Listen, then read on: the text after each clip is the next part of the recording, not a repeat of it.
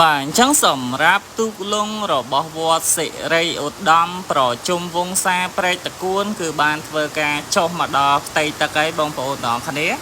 ចឹងបន្ទាប់ពីបានធ្វើការឡើងគំនូហើយរួចរាល់ 100% មកគឺបានធ្វើការចុះទឹកដើម្បីសាកល្បងរលបឿនហើយសម្រាប់ទូកលងមួយគ្រឿងនេះគឺជាស្នាដៃផលិតរបស់មេជាងធំរបស់យើងគឺលោកពូត្រីប៊ុនហួរ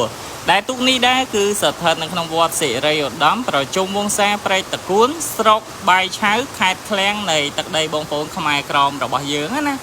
គឺគាត់កំពុងតែសាកល្បងរលបឿនដើម្បីត្រៀមខ្លួនទៅចូលរួមប្រកួតនាថ្ងៃខាងមុខនៅទន្លេ Maspero